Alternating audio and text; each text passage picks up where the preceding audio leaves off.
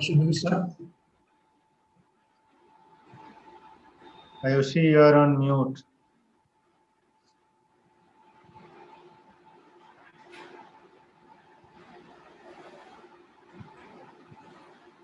Yeah, we can start.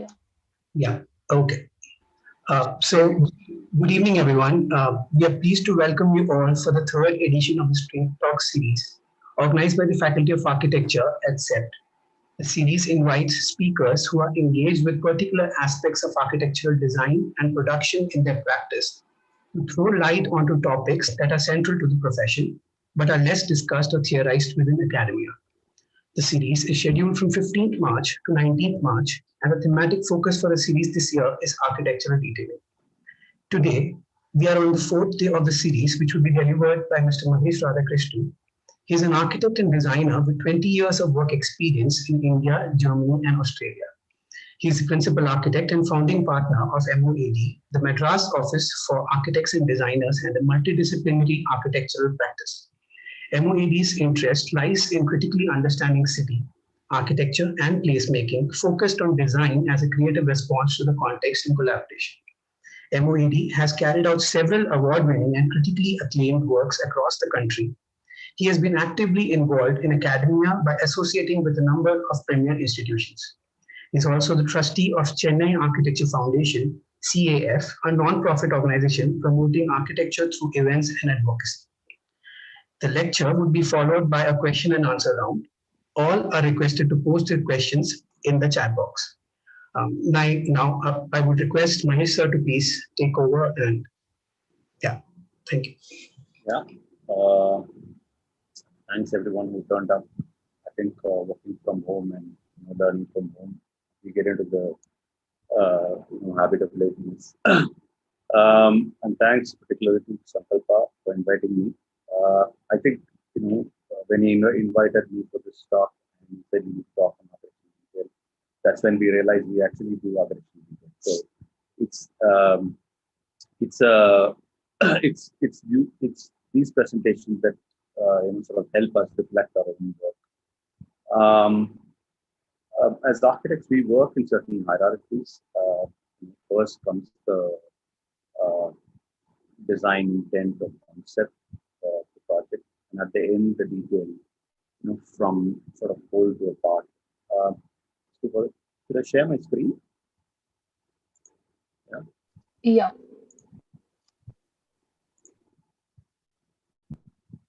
Is that visible? Yes. Full screen is fine, right? Yeah. You'll have to do full screen. I have done full screen. Yeah. Full screen is not visible yet. Can you see the full screen here? No. No?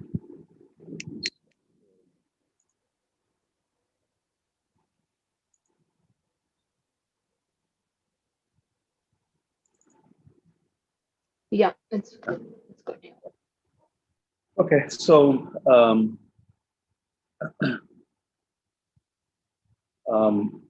I guess as architects and at an academic level, we work in certain hierarchies. First is the design intent or the concept of the project, and at the end, we start detailing it out from a kind of very whole to part sort of hierarchy. However, a layman experiences the space through the details. These are the parts through which one experiences the whole. It is this challenge of architectural detail that interests us. The question that is central to any project when it comes to detailing for us in a studio is twofold. First one is, can these details play a role in the perceptive nature of space beyond its function? So, that's always the question when you have a window, when you have an awning. So the question is always, can you go beyond function and address the perceptive nature of space? And the second is, how do we create details that enhances and becomes the narrative of the project? In other words, how to make details that are not isolated products, but are a set of relationships. And I think it was Zumthor who mentioned, material by themselves, are not of real value. It's the way you put them together as a detail, that gives that value to the material. And I'll probably go one step forward and say, detail by themselves do not have much of great value. It's the way how they sort of, form the part narrative of space making that that makes the whole detail itself more valuable. In this context, it's important to understand not just how to detail, but what to detail, and as much as what to show in a detail. Because I think at the end of the day, when you put two things together, you show these two things together. Either be the natural expression of material, expression of construction, assembly of things, however we can say. But there is always, in terms of projects, we try to, selectively show something, or also at the same time edit something out in the process of detail. And in this line of thought, at times, what not to detail is also as important decision, that one has to seriously consider. When to kind of leave it, the way it is, and not touch it. I will try and explain all these about thoughts with the help of 5 different projects. These vary in intent, size, program, budgets, and the material application. So, and these projects are also a symptom of the variety of conditions. So we don't work with a single idiom or a style as a practice. We respond to challenges and we respond to conditions that are as contradictory sometimes. You will have 2 projects simultaneously work. There will be 1 or 2 projects simultaneously there whose fundamental intent would be completely opposite to each other. So they are very contradictory, and that is the kind of cities and situation in which our work thrives on. Without much ado, I'll start my first project. It's project is called Spaces. It's actually an sort of a art space in Chennai. This project is about the expression of making itself. And a project with extremely limited means and specialized requirements. The brief was to build a utilitarian archive for storing works of 2 great artists, Chandralekha and Dasrat Patel.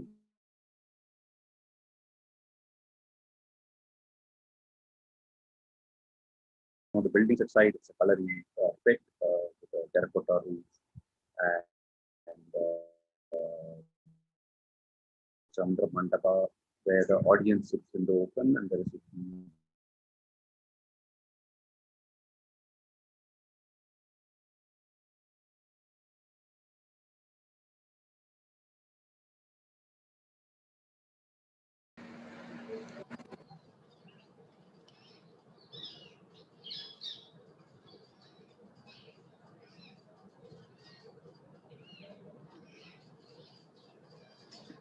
Ayushi, just remind Mahesh that we are not able to. Sorry? So Yeah. there was we couldn't hear you for a minute or 2. Oh, okay. Is it okay now? Yeah, it's okay. There's a little lag in the voice as Lag? well. Okay. I don't know if my connection is behaving weird today. Can you hear me now? Can you all hear me? Yeah. So the site was given to us. It had a very limited budget, and the budget allowed us to do only brick construction, plastered walls, and things. And we were very clear we did not want to do that. So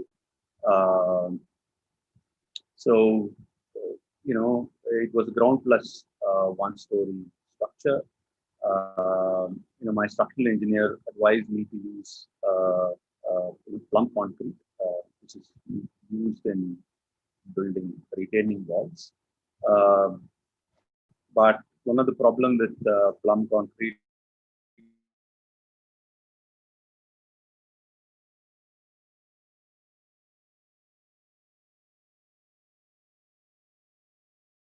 structure, and we are risking the archive. An archive should be free of any kind of external climatic conditions and maintained at 10 to 24 degrees Celsius and with a relative humidity of 30 to 50 degrees.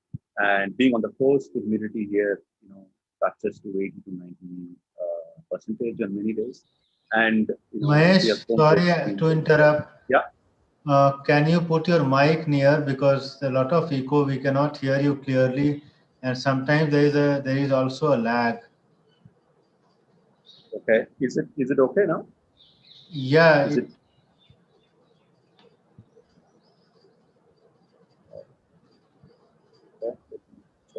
Yeah, is this okay now? So maybe the switching of the video might help. Since there's already a lag, it might help. I will stop my video. Yeah, is this okay now? Yeah, it's okay. Yeah, okay.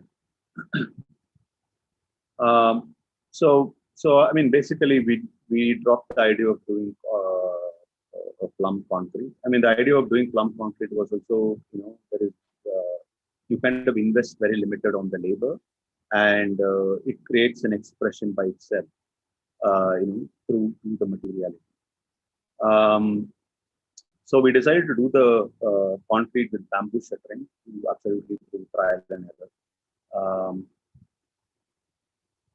So, I mean, this is bamboo that you get locally. So we kind of, put the whole thing together so we could only afford a 2 feet shuttering. So the idea was to kind of lift every 2 feet, every week. Basically, we were lift up 2 feet, and that was the cost available for us, the budget to kind of work on this project. So we did a first set of samples, and we found that the edges were chipping off. It's almost becoming like a PVC one. It doesn't look like a bamboo.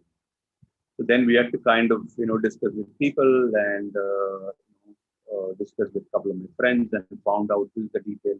Part of the reason why you were ending up with this kind of, fine joints is because all the cement milk kind of escapes, and what you get is a simple, almost like an artificial surface.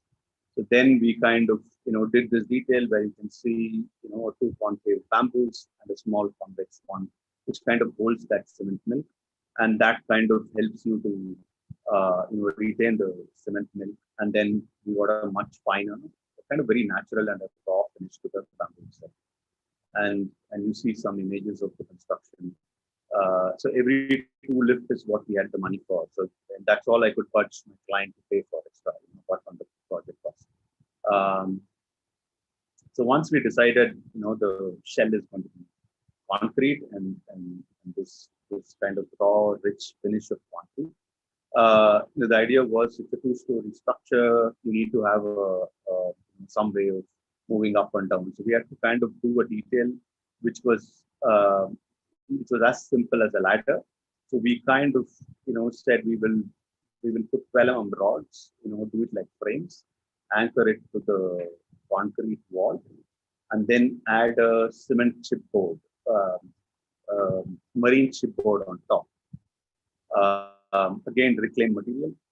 So that became the detail of the stair, almost a light structure to complement the kind of, concrete that we created on the exterior, and also the raw finish of the concrete on the So that's the stair. It is anchored to the wall, and it's hung from the ceiling. So there is like 2 anchorages happening on the sides, and you have this infill, which is the marine chip ply, which is essentially used in transporting, huge machineries.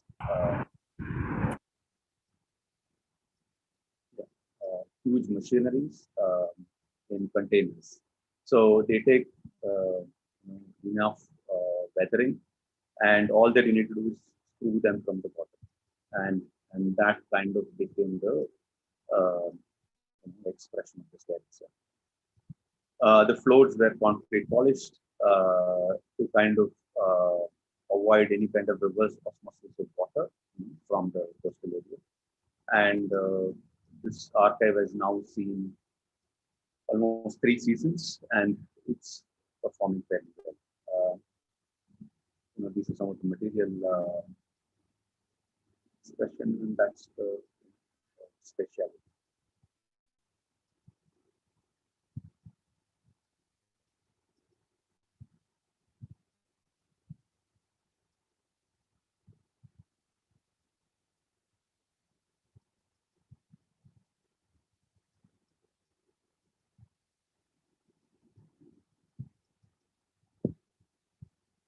The toilet block was built with reclaimed bricks, which was left over from another project. I'll also be sharing that project.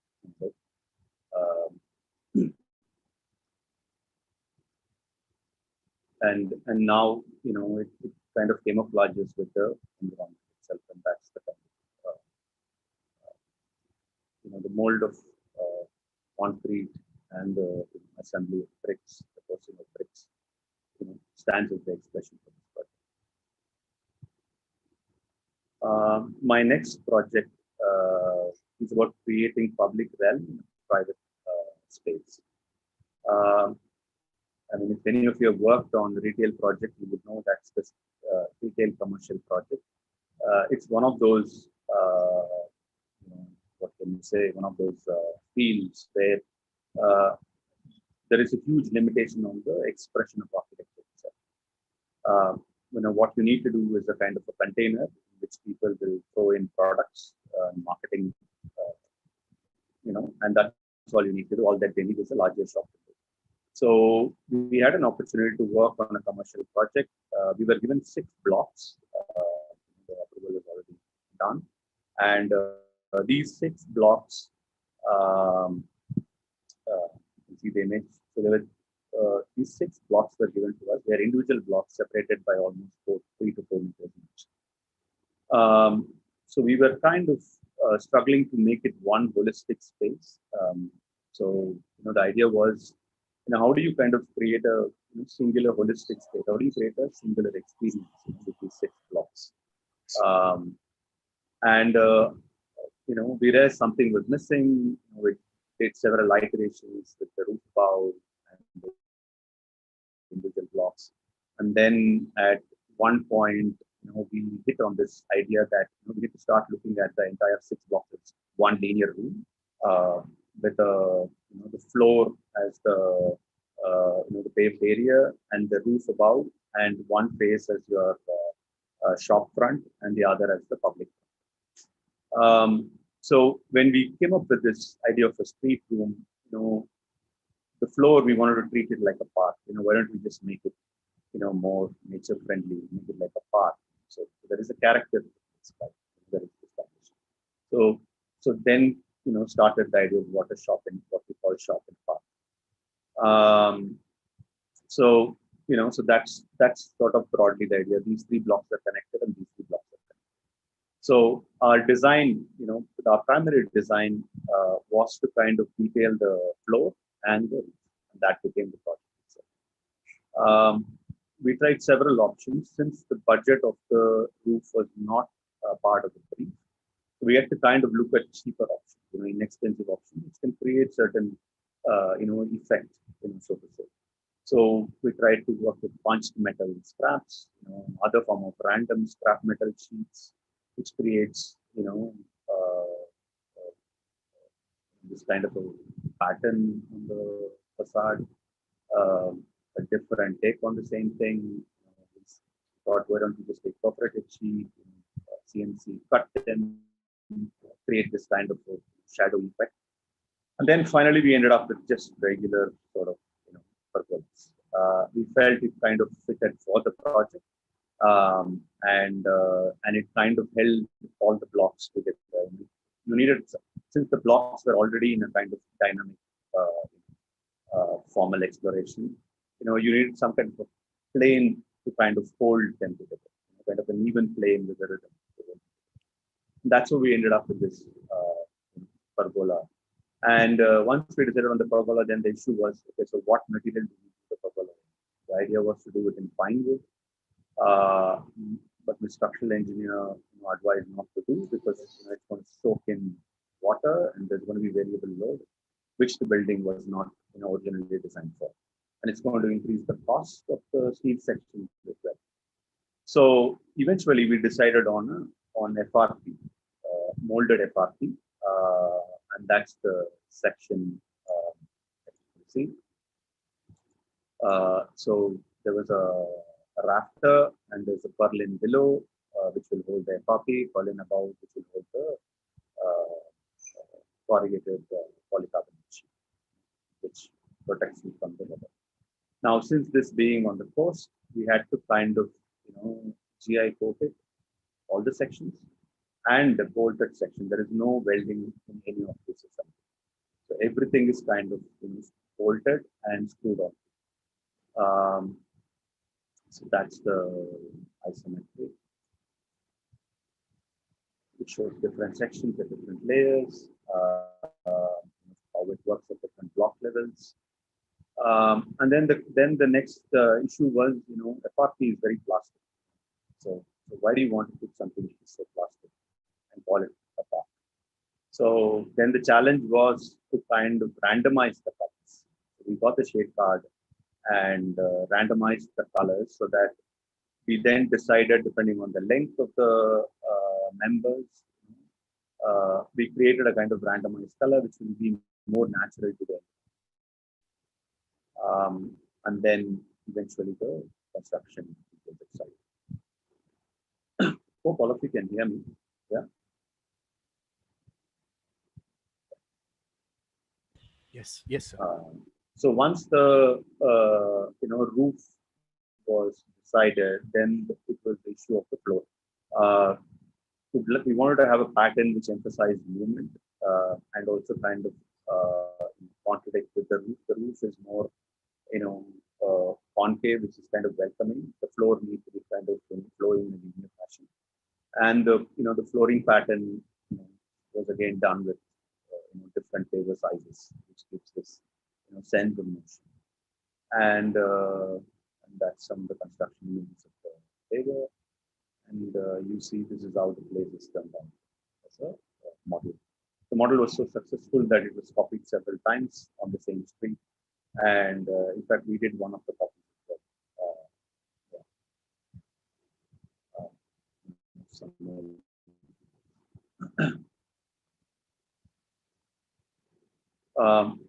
Again, this is a shredder fitting, which is the uplighter, and they did not have a support. So the support again was designed by us. It's just like 2 fork ends, which kind of is bolted on top. So that again is part of the detail of the entire project. Some of these.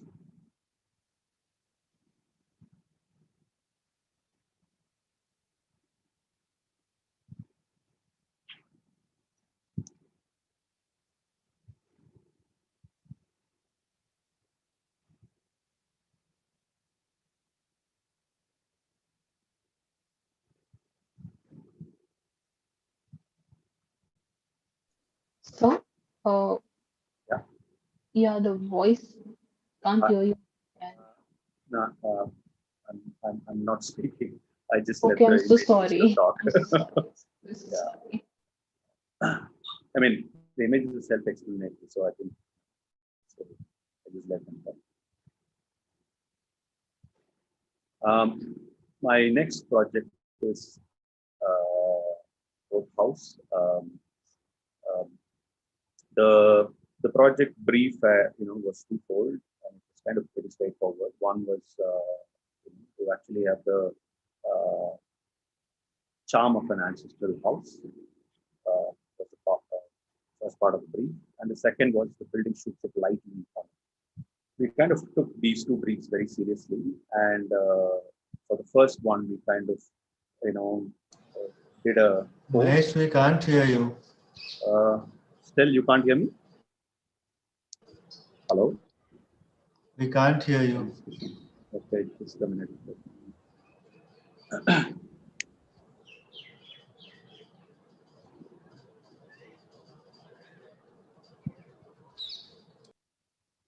Can you hear me now?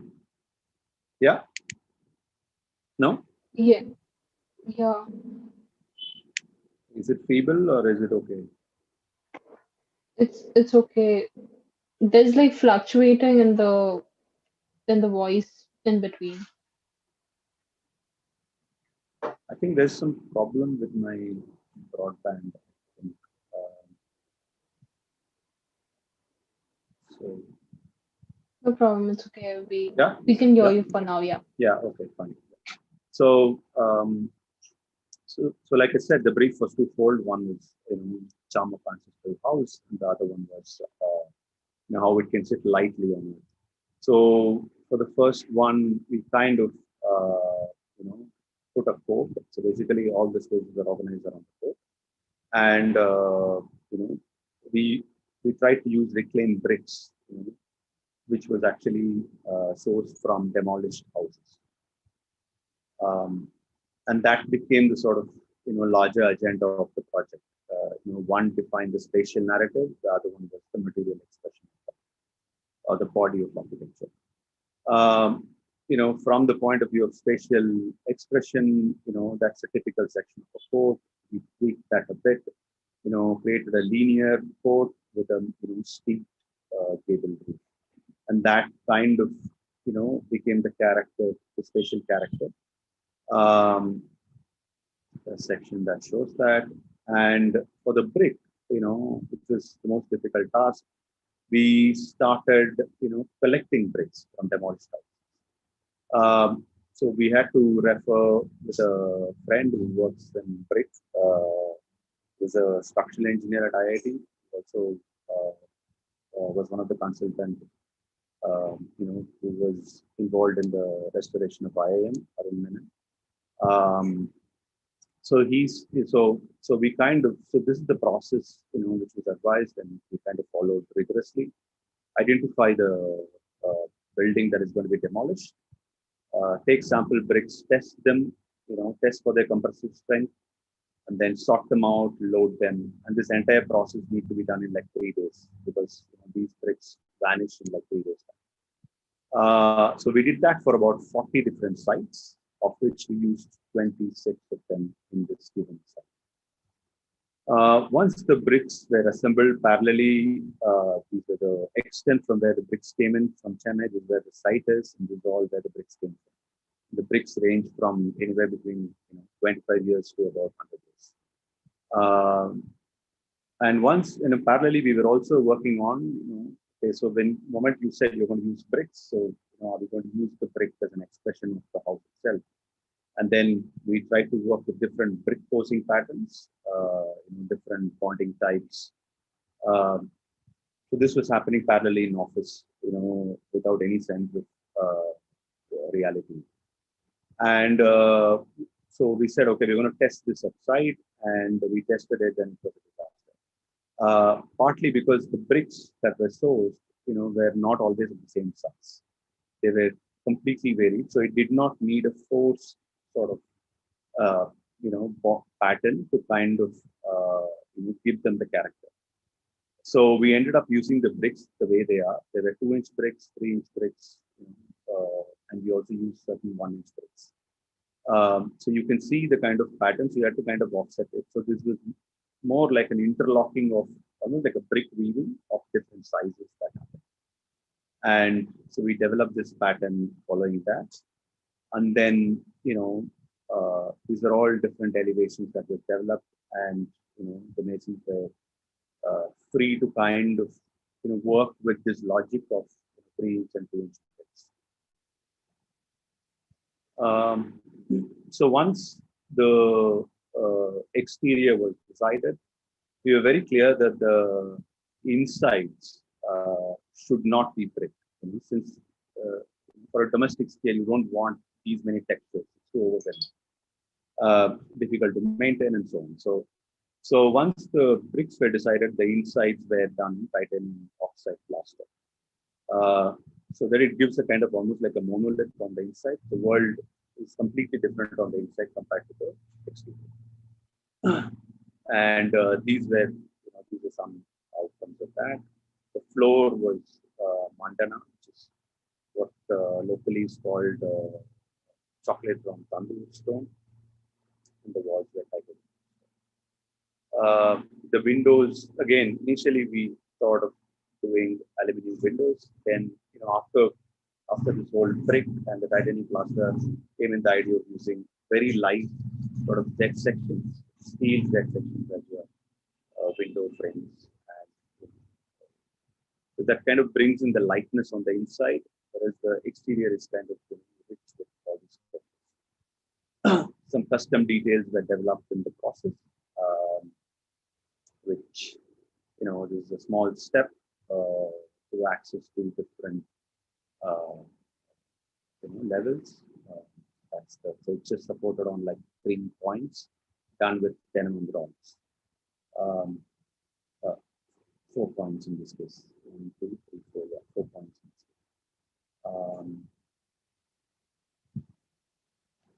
And light fixture details again to kind of enhance the space, to enhance that pitch, something very light at the same time, sharp enough to kind of bring certain accents to the space. Some views of the exterior, some views of the interior.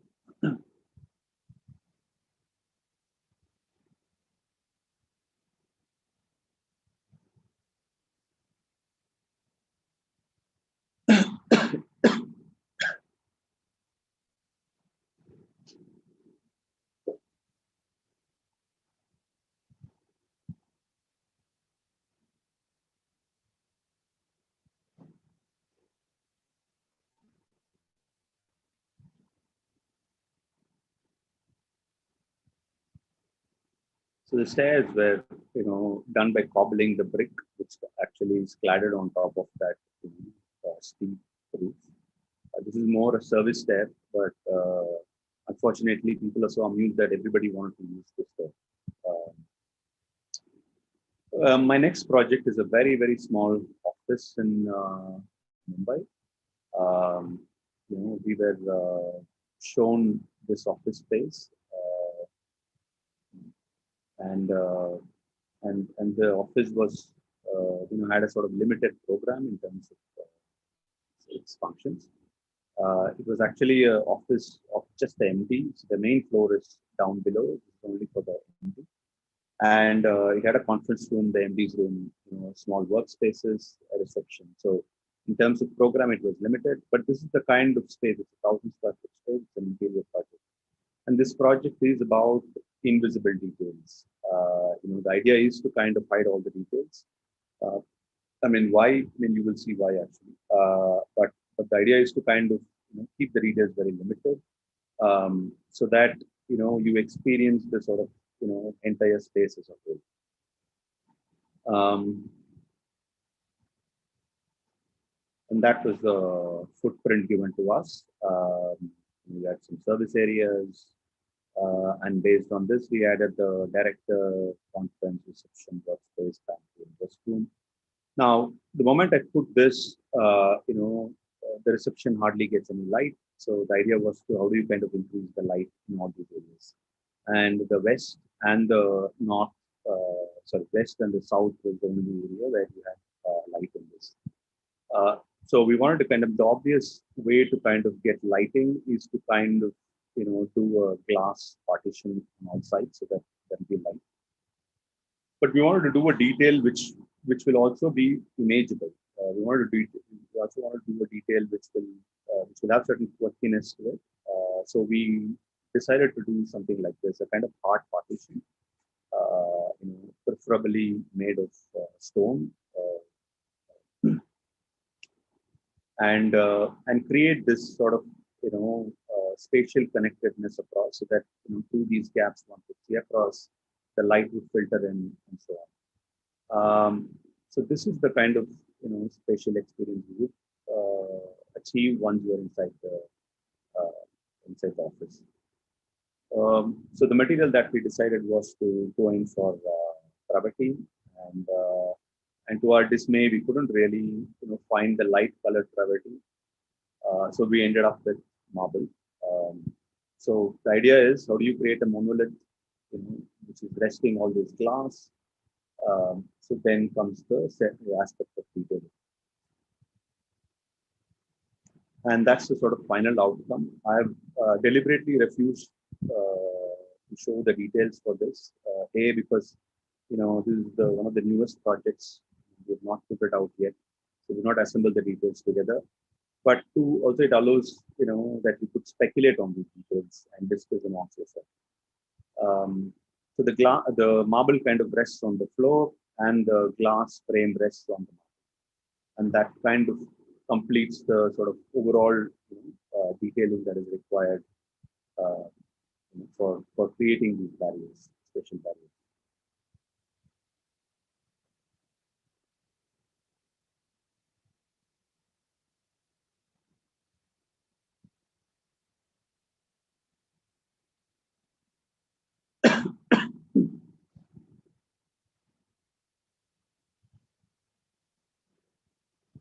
These are some of the accidents that happens. I mean, the quality of light, its reflection, the glass, the marble, and this was not intended, and that's what makes it much more enriching when you kind of work on projects.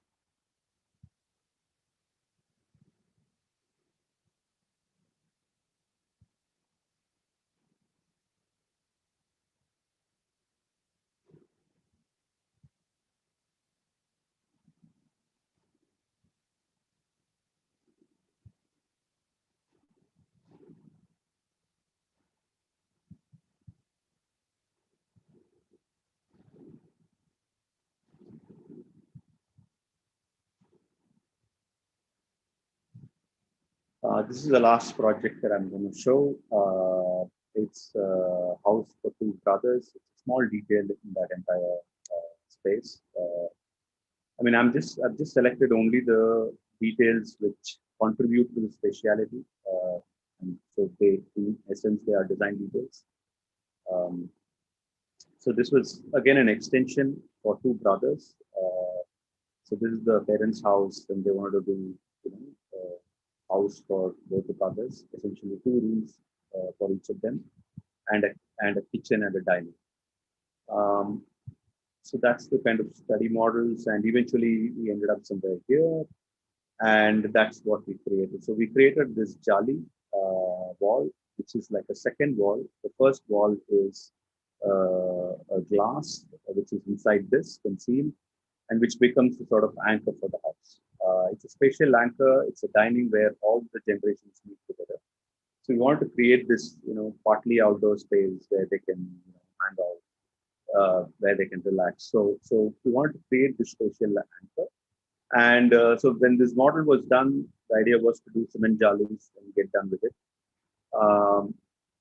But when my a person who did the model, worked on it, it started, it kind of became very boring. We used a aluminum perforated sheet to show the jali, which is, almost equivalent to the cement jali that we would expect. But it was kind of, boring because it was kind of flat out, all these are solid mass, and again, you have a repetitive pattern. So we want to kind of, create some interest. So what he did is, I said, so he kind of, applied acrylic paint, blew through some of the holes, created this pattern. And then the job was to kind of, how do you recreate this in the cement jalis? We made drawings of these patterns, sent them out for cost. And to our dismay, it ended up being the cost of the project. So at that time, it was 20 lakhs, and 20 lakhs was the cost of the project. So we have to drop the idea and kind of look for some other material options. And then we kind of worked with precast jalis, which is like this, 2 feet by 2 feet, 600 by 600 with these holes. Then we gave these patterns, so while casting, they make these patterns, and custom made jalis were procured from the fabricator. And then how do you kind of make them hold? The jali itself is only 75 mm thick. So we kind of developed a detail where the corners were held by a L angle, and each jalis were held by a GI clamp, and that was enough to hold a jali of 2,400 ml. And that's the outcome of this process. And this is, we had and this is the kind of climax that we wanted to create for this space, and this is also the sort of this is also the climax slide for this presentation. Thank you all for your patience, and this will be my last slide.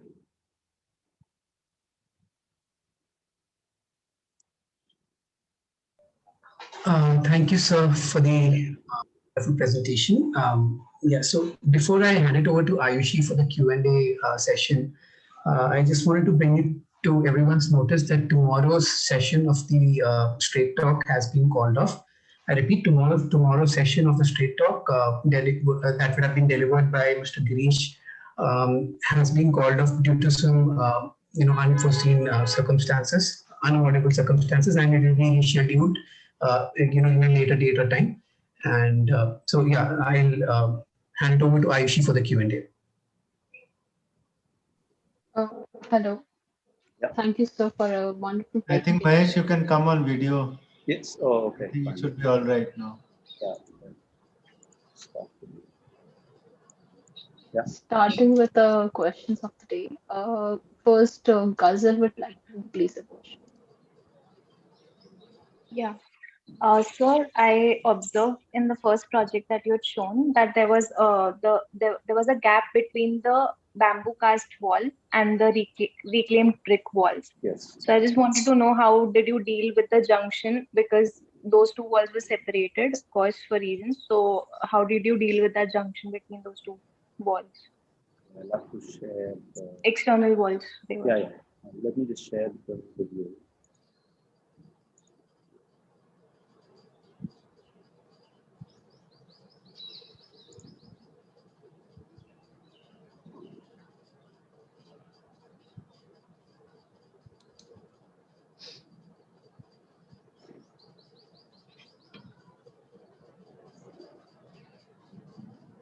Okay, so I'll just put the model which is a little. Okay, you see this model here. So the so it's only this. So basically, Oh, so can we sorry, cannot see. you cannot see my model. Okay. Are you able to see my presentation? No. No, not yet. Yeah.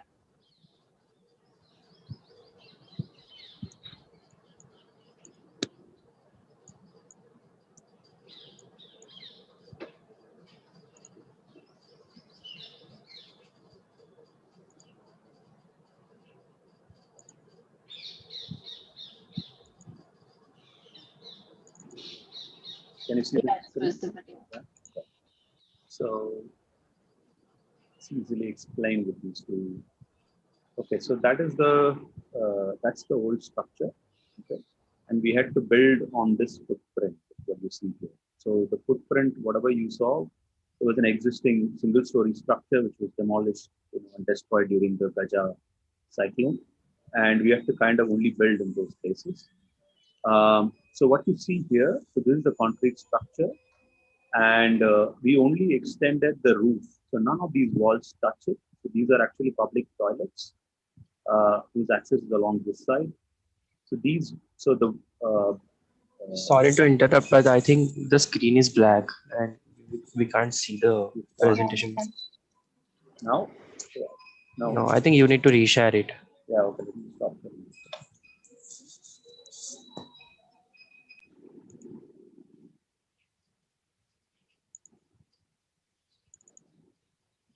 Yeah, can you see my screen?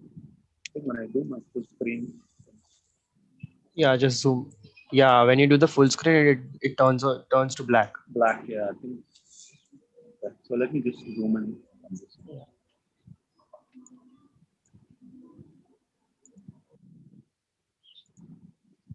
Yeah, can you see it, right? Yeah, zoom in works. Yeah, okay. So it's fine. Yeah. Yeah, okay. So basically whatever you see in brown is all brick. So they don't really touch the concrete wall. So what we did is we kind of did this structure and extended from this structure the roof. So there are two columns supporting this roof, which is actually hidden inside these walls. And the same way, this uh, concrete also extends from here. So technically, the brick does not touch the concrete wall at any point. Yeah. Okay. Yeah. So I will show you a view where. Uh, so that's the space. I mean, the entry for the restroom is from this side. The restroom is designed more like a, each volumes, have their specific functions. Like for example, this volume in the front is actually a shower. So this place, they also train in this color in a dance form, which is a mix of Kalari and Bharatanatyam. So there is training and workshops happening. There are plays happening. So this block, what you see in front, is actually the shower area. So the main, commode and the urinal and all that happens on the inside.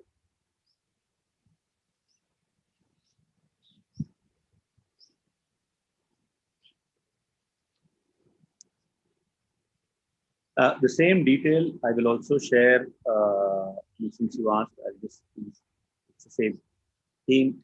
The last project you could see, it's an old building and the new building, and we did not touch um, we did not touch the old building at all. So it was only dealt at the level of joinery. So there is a clear gap, and we used to call it that's a generation gap, in the office. So this is the father's house, and that's the son's.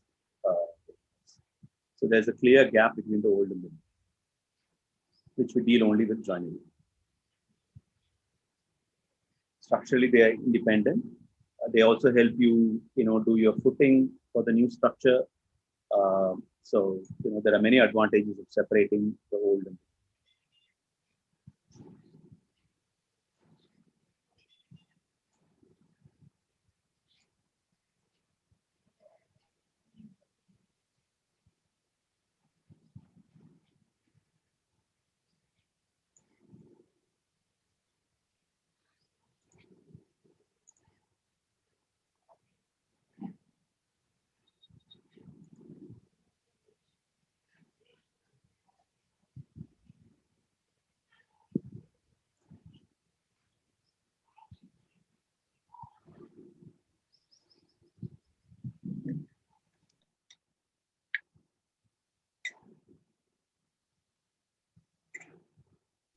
Yeah. Oh, yeah. yeah. Do we have any more questions?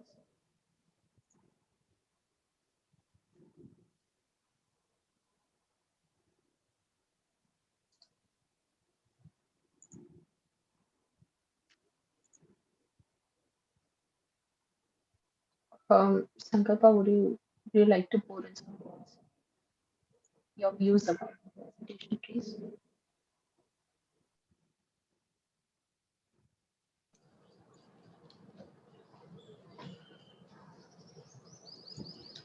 Yeah, I think Mahesh, maybe we can be on video. Yeah. Yeah, I think that when we were looking at the project where you were trying to experiment with bamboo and trying to develop a shuttering which would keep the impression onto the wall, uh, or for example, when we are trying to look at the brick wall which had multiple variations of bricks that were sort of used to sort of create certain kind of patterns. Um, there seems so clearly there seems to be a lot of attempt to look at surface articulation as one of the layer of trying to address the question of detail. uh, would you be interested to little bit talk on that aspect, because continuously whether you're trying to articulate with brick or whether you're trying to work with the surfaces, and therefore the moment you do that surface articulation naturally, it also creates a self-shading texture. Uh, and then further you move ahead into the project where you are trying to design a screen to sort of connect at the last project. So there is some continuity in terms of trying to look at the outside inside relationships in terms of trying to emphasize the textural quality of the building. Uh, I would be interested if you can little bit highlight on the process uh, which which I can see there's a continuity, and therefore one would be interested in looking at an attitude to detail which is recurring. Okay, and could you highlight a little bit on that for the for the sake of student? That is one. The second is obviously there is also an attempt to organize in a particular manner. So if you look at the roof, or let's say the parasol which is coming out into the wall into one of the project in which you had that pergolas, etc. Or for example, even the last project where you see that there is a layering which is sort of vertical and they are displaced. Again, there is an attitude to massing which seems to be recurring in both the direction. Okay, whether it is vertical or through sort of massing. So we would be if there are some common threads which you want to talk to the students and point out as the principles that you generally follow would be useful, and therefore the detailing is an outcome of that, and so relationship between space and detailing comes out much more clearly. Yeah, that's an interesting observation and a good question. Also, to talk about the approach, I think our approach is more of what we call the gardener's approach to design. So for us, what is central, like you mentioned in the opening statement, for us, what the project is and the intent of the project is, and how it reaches the user in terms of experience. That becomes the center for our project, for our work. And in that context, it might not, it can go against the principles of architecture too. We are open for that. So that's why we start with something very notional. So almost every project starts with a very sort of notional starting. There is no preconceived idea of what this project is. We understand the limitations of the project. Almost all projects, except for the one in Mumbai, came with very, very sort of high levels of limitation in terms of budgets, timelines, your availability of craftsmen, the contractors. So essentially, whatever you see is a synthesis of that.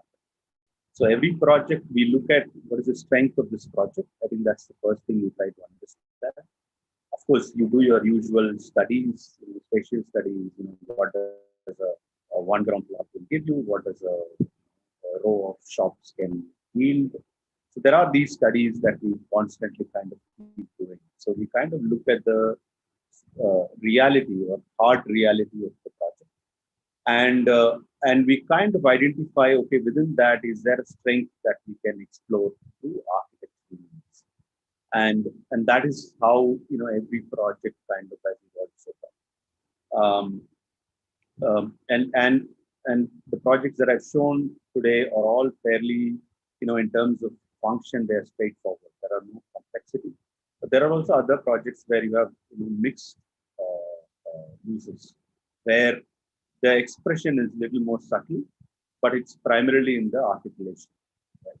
So there are, so today the choice of the projects I presented were highly specialized in terms of where the structure, architecture, the aesthetic, the program, all are rolled in one. So it's a synthesis of that. The projects that I showed you today are essentially all rolled in one. So in this method of working, in this method of sort of gardener's approach, we constantly try to avoid uh, our preconception of what is, what you should do. What should be a roof, what should be a floor. We also allow, other disciplines. Like for example, there are projects where we use colors extensively. To us, even that is a kind of detail, because that is all the project allowed. The budget was limited again. So you have to kind of work with. So the color becomes, one level of detailing. There are projects where we have used landscape extensively. So the landscape itself is that detail that one is talking about. So essentially, when you can convert these different elements that we, I think disciplinarily we can actually say this is architectural detail, this is landscape detail. I think for someone who experiences it, I don't see they look at any of these differences. It kind of all is rolled in one. It's like when you listen to a great music, you don't actually say that that C minor chord or this instrument was off. You see the soul of the whole thing, and that is what we try to do. So the approach for us is initially to understand the hard realities of the project and see where is the space for architecture to kind of play itself out, so that becomes the way in which people start seeing projects, which also includes in the way we name these projects. Shop in a Park, I think the name kind of stuck. Eventually they call the place Shop in a Park.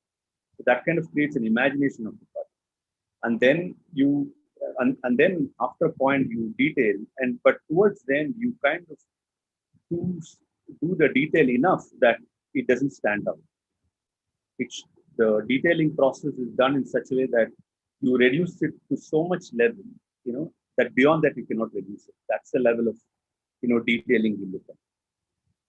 So when we find that something stands out, we kind of discard that option. So that's the choice that we kind of operate. So you kind of go a complete circle from what the user experiences, breaking the whole thing into pieces, understanding the limitations, exploring within that limitation what you can do, and then kind of do the opposite of what you did initially, is to kind of make all the readers subtle enough that as a whole it becomes singular experience.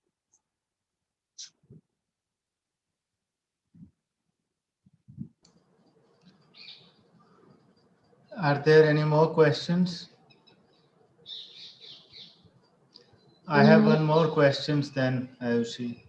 I Yes. think maybe you guys were not observing, but I'm quite curious to ask Mahesh one more question. This is a question regarding your staircase detail, Mahesh. Yes. That seems to be quite a sleek sort of member which is coming out. Yeah. And you achieve your depth by hanging it vertically. Yeah. Now, I just wanted to understand that when you are walking on it, whether you are ascending or descending, um, are you trying to little bit take help of the handrails in order to structurally stabilize it, or was it enough just with the system that you have designed right now? So there is handrail on the right. Basically, the handrail, is actually anchored. So I think I've not put the first layer in, where the handrail, the whole stair is hanging, but the handrail doesn't touch the ground. What I'm saying So is the handrail goes like this and the vertical member goes like that. Your last point. yes, yes, Is it yes. welded or is it free? The handrail in the ground is not anchored, but the handrail goes on top, so it kind of winds and is anchored on top. So the And it support does not is connect to distributed any both of with the. the handrail and with. Hello. Yeah, Mahesh. Sorry. Yeah, Yeah, I didn't hear the last. yeah, no. So I was saying that the handrail comes from the ground, bends it, and goes to the top. So I'm saying in between, was there any vertical member which it was connecting, or is it free? No, there were vertical members. It was connected. Okay, there. Yeah, every fourth Okay. stair. After that one. Okay. Because it's quite a nicely, it's quite light. Yeah. It's so thoughtfully done that it sort of it gives you a very light sense of how it sort of works. That's why that Yeah. was quite interesting to see. Any other question? Uh, yes, Sankalpa, we have one more question. It is from one of the students. So he's asking about how the wall is constructed, as in the single wall or the double wall, and how is the moisture from that wall taken out during the monsoon season? Which project is he referring to? Sorry. Yeah, Anish, if you can help us out, please.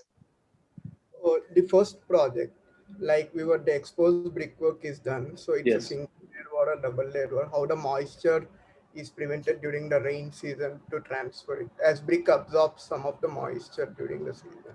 Yes, it does. I mean that's always the problem with brick. Um, so I mean, in this case, you know, we did not take any additional precaution. So basically, the insides were again plaster. So smooth plaster. So that is the finish on the inside. So that kind of lets the wall to sweat.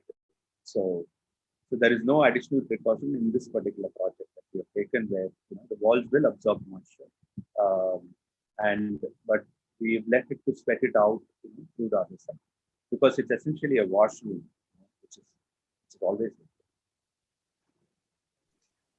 Yeah. I had one more question. So in the project where there is a roof projection that is inspired using the tree foliage, there is this pattern done on the roof, which Yeah. seems to be a corrugated roof. Is Yeah. it that? Yes. I mean, the option was developed thinking that we will use, uh, you know, perforated metal sheets of different tires, so that we get a variation and create cuts in certain form of foliage. So eventually, it would read as a pattern, as an image. Okay.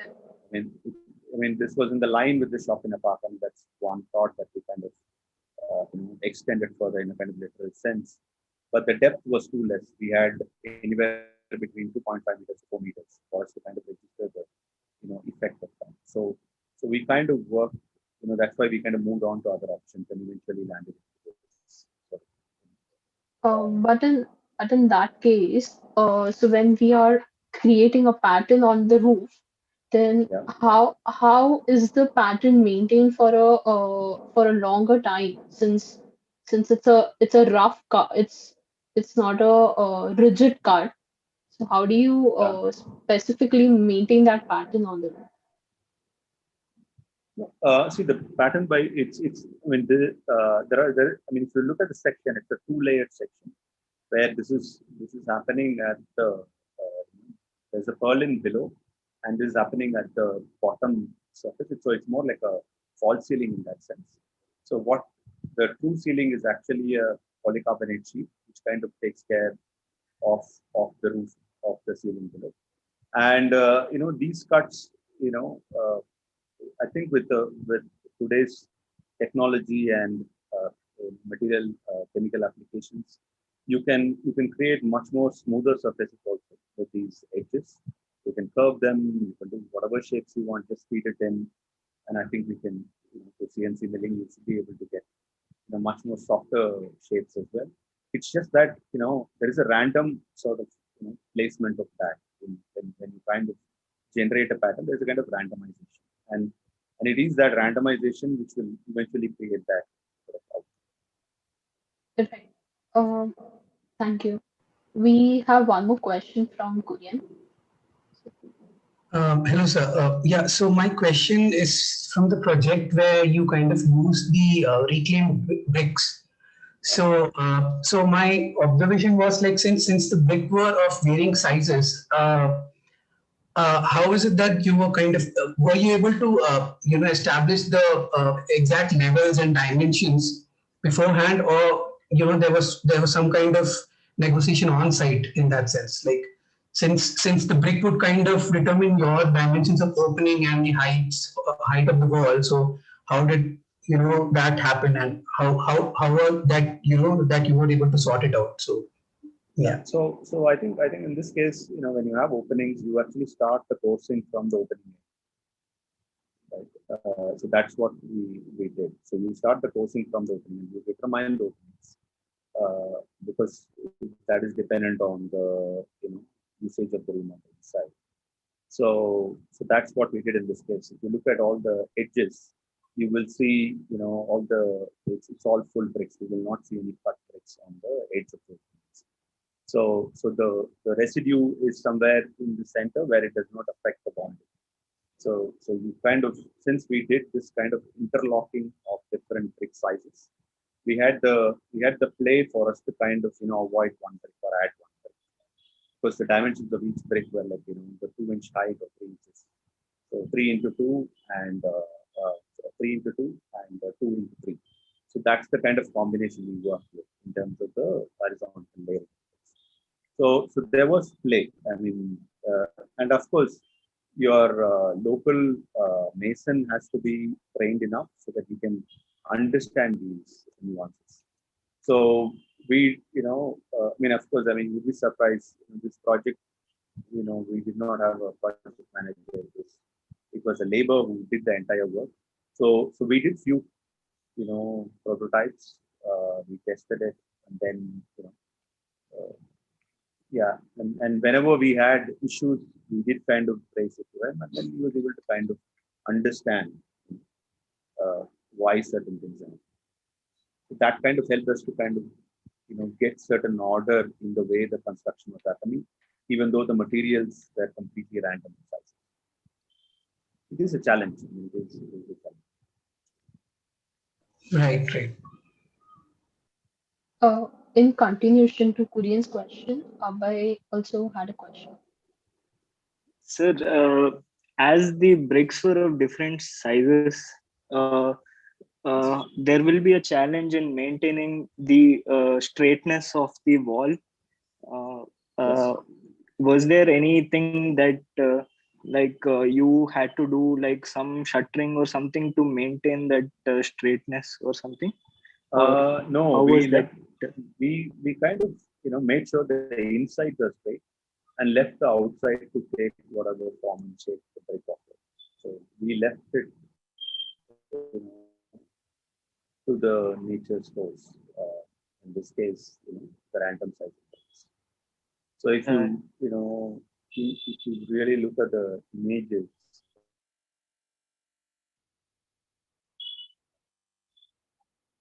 Hello. Uh, stop.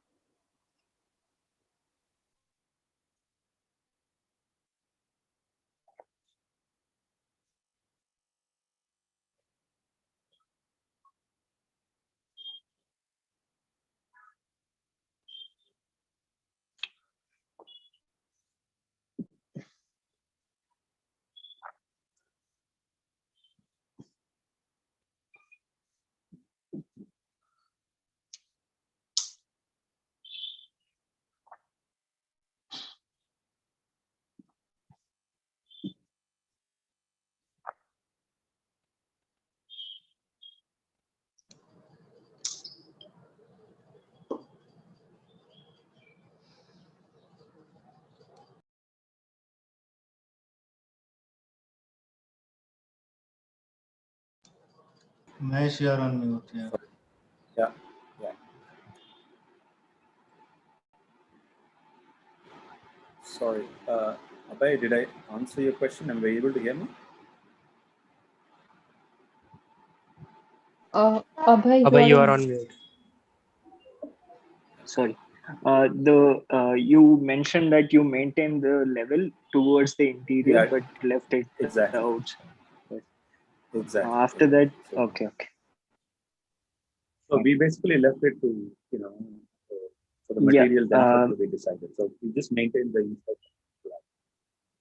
dead level so that Okay. you don't waste on plaster on the inside. Was there any guide or something that you used to maintain the inner level?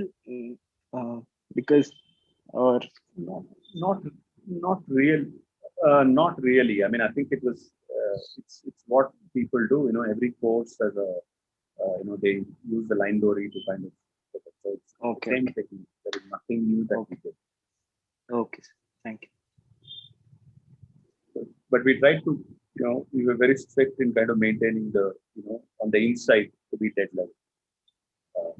Because that, that will have an impact of, plaster, how we Yes. finish it and so on. Thank you. Do we have any more questions? Yeah, I actually had one more question. Yeah. So, sir, the project, the shop in the park, so you had a cantilevered portion wherein you had two layers of detailing that you did. One was the metal framework with the glass, and I think, as far as I understood, from that hanging was uh, the uh, the sleek, horizontal members that you added to get that pattern. So, was there a deliberate attempt to, do it in two levels, or as in, did you have in mind that, like if something could be done, in a one integrated detail, like rather than doing two different levels and kind of connecting it and suspending it from one. So, See, one, it was a temporary structure. So technically, as per the bylaw, you cannot have a concrete. That's as per bylaw because approval is already done. So we couldn't go for any reapproval process. So it was meant to be temporary. So that is point number one. Point number two, we want the roof that takes the weather in terms of rain or heat to be separated from this roof.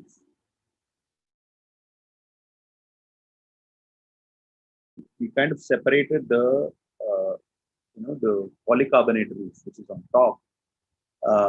To give you an example, in the cyclone which we had in 2018, the polycarbonate roof broke.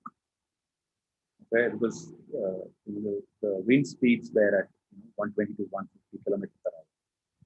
So the polycarbonate sheet just broke. So then we could refix the polycarbonate sheet. Fixed it. The place did not have any kind of change in terms of the experience of it.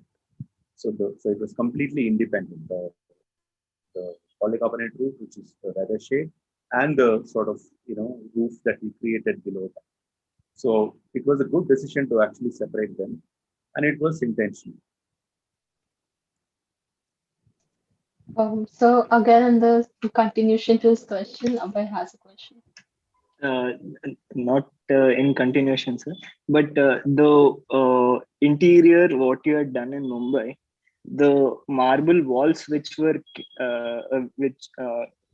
done, was it completely anchored to the ceiling, or was because how was it held in that position?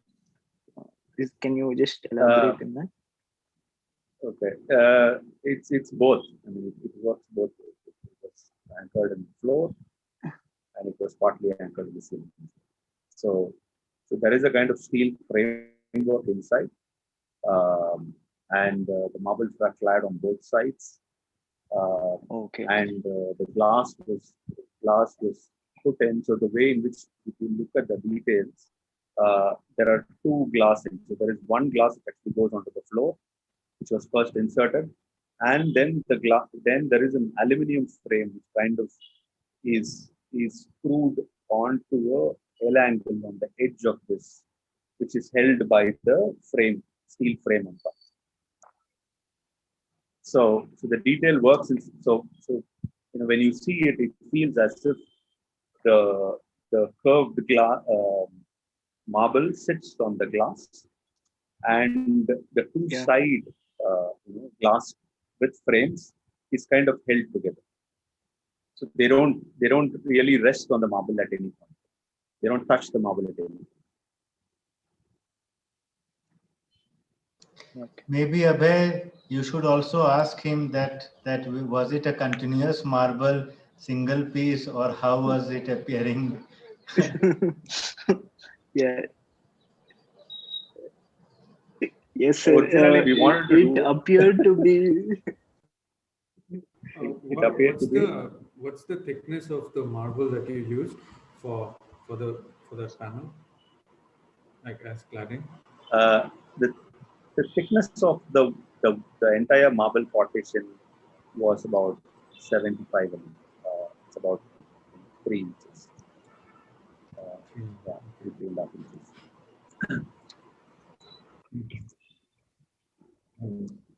Okay. Do we have any more questions? Sir, I have a question. So in the same office project, the glass was going till the finished floor level. So in case of wear and tear, so how it was taken care of? Uh, okay, so that's a good question. I mean, in case of wear and tear, yes, the glass, there's a groove, and the glass sits inside the groove, and there is a similar groove on the curved partition. The glass basically goes in. So in case of wear and tear, let's say if the glass is broken, so how do you kind of replace that glass? So there is an L section in the corner of the, let me just share the screen. Just 1 minute, I'm sharing the screen.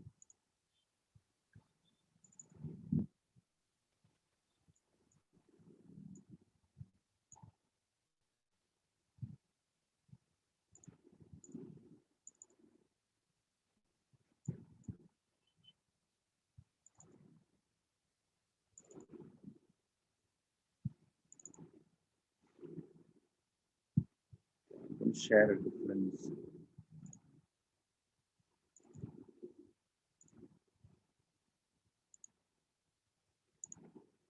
Can you see my screen? Yes, sir, it's visible.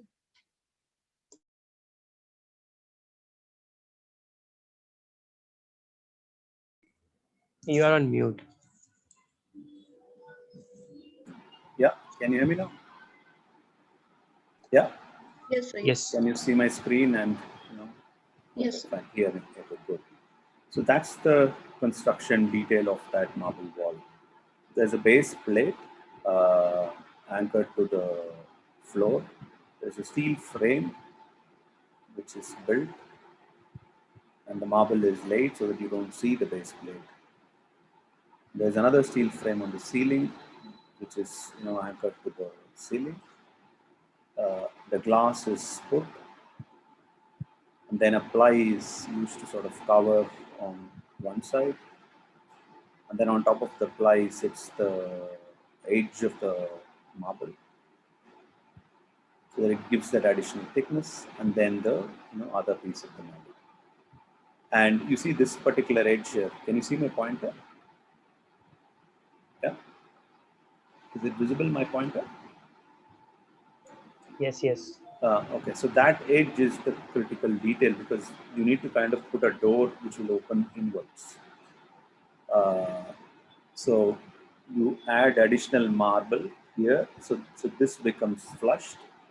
And to answer your question, how do I replace this marble? There is so this frame sits on a L angle here. I mean, in this the detail is not there, but there is an L angle here which can be screwed from this support. So once I remove the L angle, if this thing breaks, I can always replace it in, put the L angle back, and then you see this finish. So what you see at site is this particular detail.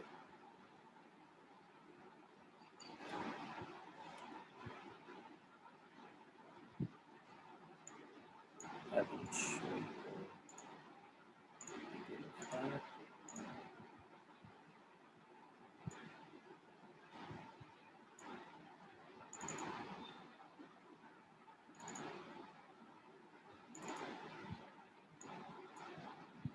Can you see my screen?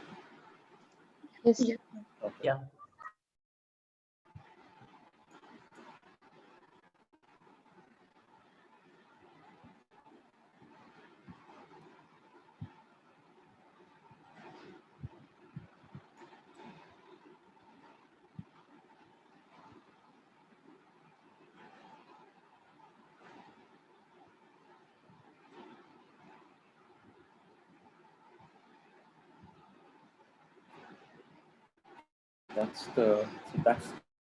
So the glossy thing there is that L angle. So you screw that L angle, this section comes off, and then you can remove this glass. There's one more blown up detail.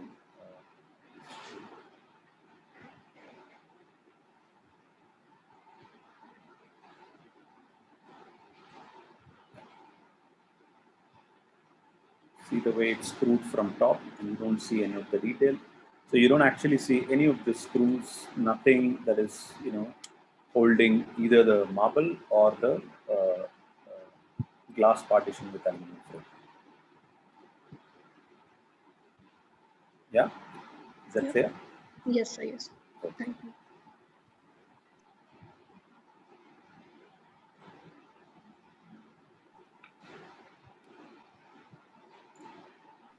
Okay. Do we have any more questions? How did you align the texture of the marble so that it looks like a single sheet?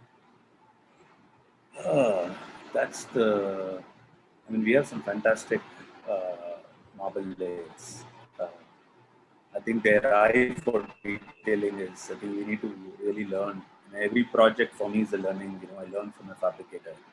He has an amazing eye for details. Like, I remember there was one project where we gave every dimension in saying that it has to be so proper. He said, "Sir, don't give me in just give me in centimeters. It's easy for me to divide, do all that when it is in centimeters, do the basic marking, and then I will get into right?"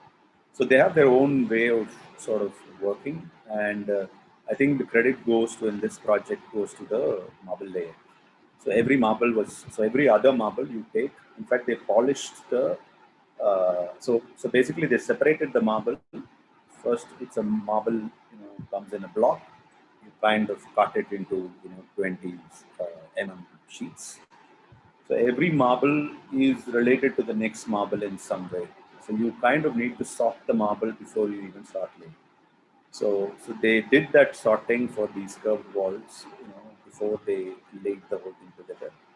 And of course, selecting the marble itself, you also need a marble which can allow you to do that. So there are marbles. I mean, imagine if the angle of the grain was not horizontal but actually across.